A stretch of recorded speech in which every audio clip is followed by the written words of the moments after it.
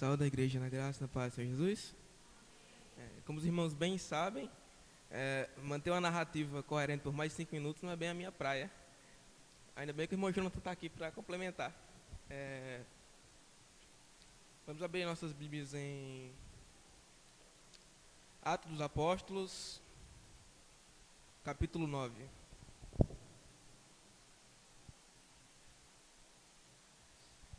Atos dos Apóstolos, capítulo 9.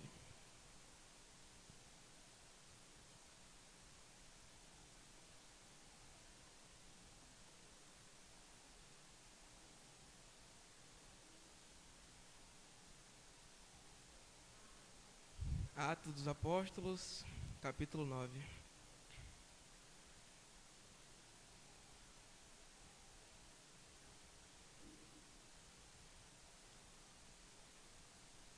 Amém? A epígrafe do texto é: a conversão de Paulo no caminho de Damasco. E Saulo, respirando ainda ameaças e mortes contra os discípulos do Senhor, dirigiu-se ao sumo sacerdote e pediu-lhe cartas para Damasco, para as sinagogas, a fim de que, se encontrasse algum daquela seita, quer homens, quer mulheres, os conduzisse presos a Jerusalém. E indo no caminho, aconteceu que, chegando perto de Damasco, subitamente o cercou um resplendor de luz do céu. E caindo em terra, ouviu uma voz que lhe dizia: Saulo, Saulo, por que me persegues? E ele disse: Quem és, Senhor? E disse o Senhor: Eu sou Jesus, a quem tu persegues. Dura para ti recalcitrar contra os aguilhões. E ele, tremendo e atônito, disse: Senhor, o que queres que faça? E disse-lhe o Senhor: Levanta-te e entra na cidade, e lá te será dito o que te convém fazer. E os varões que iam com ele pararam espantados, ouvindo a voz, mas não vendo ninguém. E Saulo levantou-se da terra, e abrindo os olhos não via a ninguém. E guiando-o pela mão, o conduziram a Damasco. E esteve 3 dias sem ver, e não comeu nem bebeu. E havia em Damasco um certo discípulo chamado Ananias, e disse-lhe o Senhor, em visão: Ananias. E ele respondeu: Eis-me aqui, Senhor. E disse-lhe: Levanta-te e vai à rua direita, e pergunta em casa de Judas por um homem de Tarso, chamado Saulo, pois eis que ele está orando.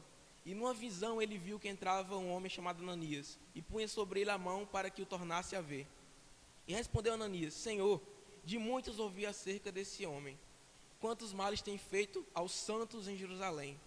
E aqui tem poder dos principais dos sacerdotes para prender a todos que invocam o teu nome. Disse-lhe, porém, o Senhor: Vai, porque este é para mim um vaso escolhido para levar o meu nome diante dos gentios, e dos reis, e dos filhos de Israel.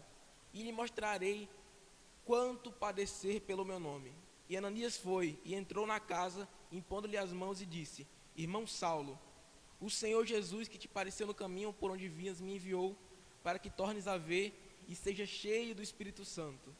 E logo lhe caíram dos olhos como que umas escamas, e recuperou a vista, e levantando-se foi batizado. Amém?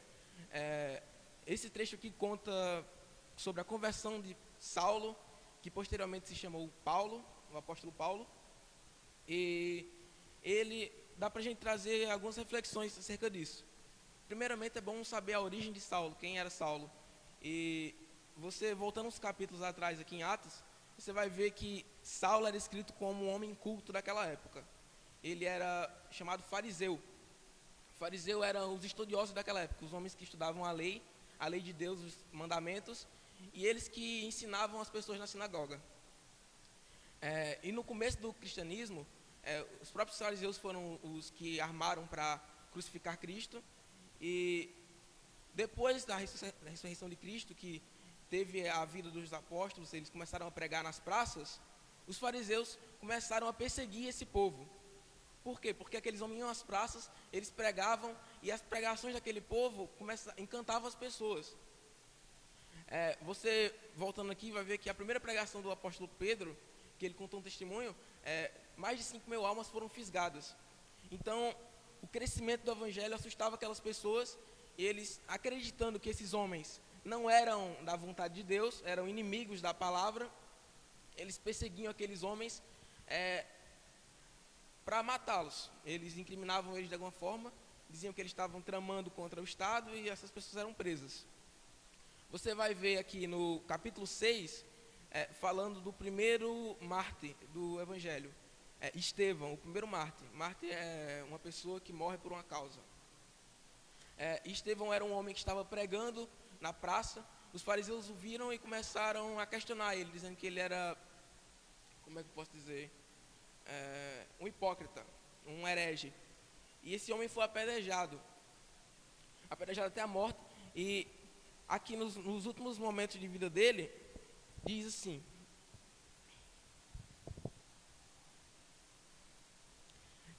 capítulo 7, versículo 59.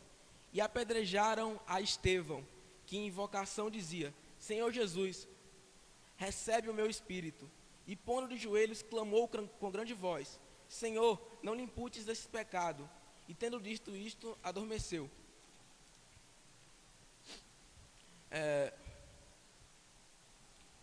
No versículo 55 ele diz: Mas ele, estando cheio do Espírito Santo e fixando os olhos no céu, viu a glória de Deus e Jesus que estava à direita de Deus.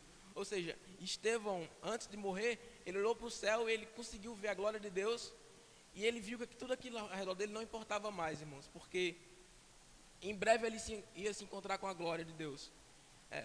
E se a gente for comparar com o versículo aqui na conversão de Paulo, foi a mesma coisa que Saulo viu. Saulo viu um clarão e ouviu a voz de Deus. A diferença é que ele estava do outro lado, né? Para Saulo, ele estava indo... Aqui no capítulo 8 diz que Saulo estava e consentiu com o apedrejamento de Estevão. E depois disso ele pediu uma carta para ir para Damasco, para continuar perseguindo o povo de Deus. E para Saulo, ele não estava fazendo nada de errado, porque ele estava fazendo o que os pais deles ensinaram. E ele cresceu lendo aquilo e para ele era certo. Então, quando ele chegou na porta de Damasco e apareceu esse clarão, Jesus apareceu para ele, foi um grande choque na vida dele. Porque para ele não estava fazendo nada de errado e Jesus questionou ele. A gente pode dizer que aqui foi o primeiro chamado de Paulo. Deus chamou a Paulo para trabalhar na obra dele. E essa crise na vida de Paulo, a gente pode trazer para nossas vidas, trazendo como analogia. A nossa vida é cheia de crises, não é, irmãos? Seja uma crise no trabalho, uma crise com relacionamentos, uma crise em tudo. E essas coisas tendem a nos entristecer. Ou seja, por nós sermos falhos, seres humanos, qualquer crise que venha acontecer contigo, ela acaba te afetando, seja espiritualmente, seja psicologicamente ou fisicamente. E foi o que aconteceu com Paulo nesse momento. Quando Cristo apareceu para ele, questionou o que ele estava fazendo, ele caiu por terra e ele caiu do cavalo. A Bíblia diz que ele caiu do cavalo sem entender nada. Eu acredito que a gente pode trazer como analogia para a vida real, que essa queda é quando a gente sai da nossa zona de conforto, quando Cristo nos questiona e nos traz. E geralmente não é bom para nós. Paulo certamente não estava preparado para essa queda. Ele sentiu aquela dor e a Bíblia relata que as pessoas ao redor dele não entenderam. Por quê? Eles viram Paulo caindo, eles escutaram a voz de Deus, mas eles não viram o que Saulo viu. E a gente não, quando Deus nos escolhe, nos traz para a palavra, para o caminho dele, a gente começa a seguir essa filosofia. Geralmente as pessoas ao nosso redor não entendem o que nós estamos fazendo. Por que elas não entendem? Porque Deus te chamou. E Deus te chamou para conquistar essas pessoas. Ou seja, deixa eu continuar aqui, eu perdi minha linha de raciocínio, irmãos. É fogo, hein?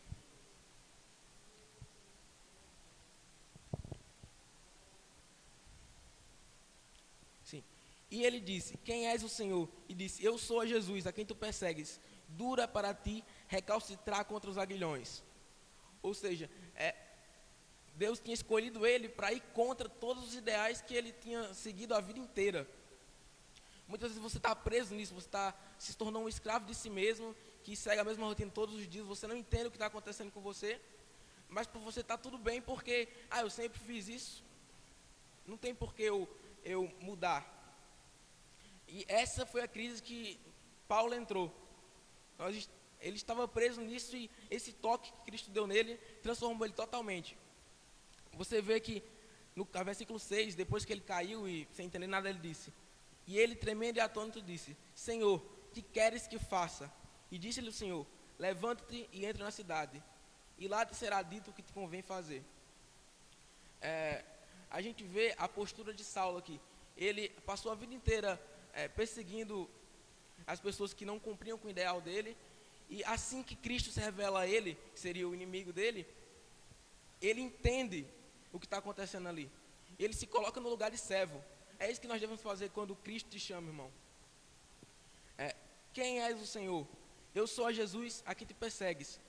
E ele diz: Senhor, que queres que te faça? Quando você se coloca no lugar de servo, você se coloca no lugar de quem quer fazer, aí Deus começa a trabalhar na sua vida, irmão. E aí você começa a transparecer para os outros aquilo que Cristo é.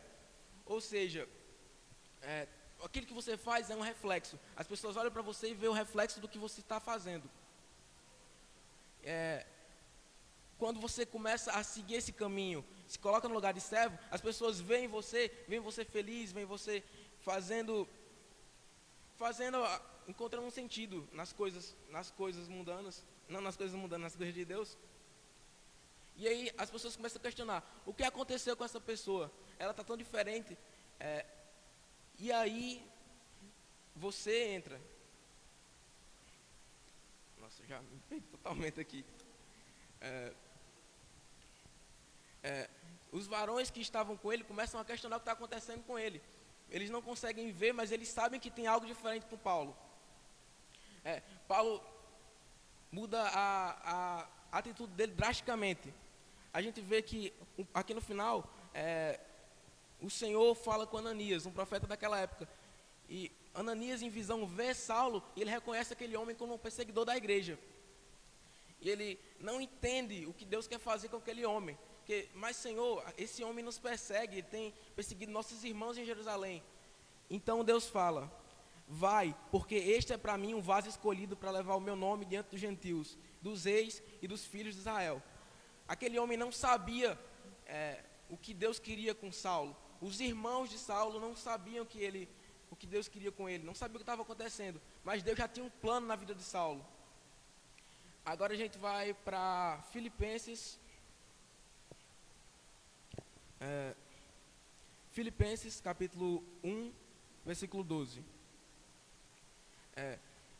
Depois que Ananias orou por Paulo, ele começou a pregar por toda Roma, por todo mundo, na verdade. Ele começou a andar pelo mundo antigo, espalhando a palavra de Deus e dizendo o que Deus tinha feito com ele e que Cristo vivia. E quando ele saiu dessa posição, ele deixou de ser o perseguidor e se tornou o perseguido. Então os fariseus, que eram os amigos dele, começaram a tramar contra a vida dele. Ele acabou sendo preso e condenado à morte, como os irmãos já sabem. E quando Paulo foi preso, ele já era um grande repercutor da palavra de Deus, se não o maior. Ele ajudou a fundar várias igrejas naquela época. E aqui é uma carta ao povo de Filipos, que seria já uma igreja que Paulo teria estabelecido. A gente vai ver aqui Paulo explicando para os irmãos não se preocuparem com a prisão dele. Vou ler aqui, 1 e 12 de Filipenses. E quero, irmãos, que saibais que as coisas que me aconteceram contribuíram para o maior proveito do Evangelho, de maneira que as minhas prisões em Cristo foram manifestas por toda a guarda pretoriana e por todos os demais lugares. E muitos dos irmãos, tomando ânimo com as prisões, ousam falar a palavra mais confiadamente sem temor. Verdade é que também outros pregam a Cristo por inveja e porfia, mas outros de boa mente. Uns por amor, sabendo que fui posto para a defesa do Evangelho, mas outros, na verdade, anunciam a Cristo por contenção, não puramente julgando acrescentar aflição às minhas prisões. Mas quem importa?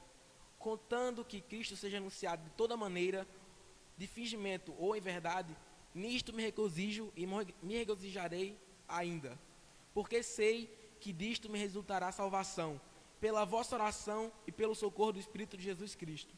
Segundo a minha intensa expectação, a esperança de que em nada serei confundido. Antes, com toda confiança, Cristo será, tanto agora como sempre, engrandecido no meu corpo, seja pela vida, seja pela morte. E agora a parte mais importante. Porque para mim viver é Cristo e o morrer é ganho. Ou seja, nada dignifica mais o homem do que viver para Cristo, irmãos. Nesse ponto da jornada de Paulo, ele já entendia que tudo aquilo que tinha acontecido na ele era um preparo. Deus estava fortalecendo a ele. Mesmo quando ele percebeu aquele homem, ele provavelmente se perguntou: esse homem é um louco, o que ele está pensando? E pouco tempo depois, ainda na carta de Filipenses, Paulo diz que o evangelho é loucura. Então, irmãos, que nós possamos se colocar no lugar de servo esta noite e prestar atenção no que Deus está fazendo conosco. É claro que Paulo não estava preparado para tomar aquela queda, para ficar cego diante da glória de Deus. Ninguém está preparado para um baque, para uma crise, mas essa crise é o que fortalece a gente, vai nos transformar. Você vai ver que no Novo Testamento, a Bíblia fala em inúmeros milagres, desde o Velho Testamento até o Novo, mas nenhum milagre pode ser maior que esse, que a gente está presenciando aqui agora. Todos transformados pela glória e graça de Deus. Nada é maior que isso, irmãos. E trabalhar para Cristo, eu continuo dizendo, é o que dignifica o homem. Eu espero que essa palavra tenha tocado no coração de vocês e agradeço a oportunidade no nome do Senhor Jesus.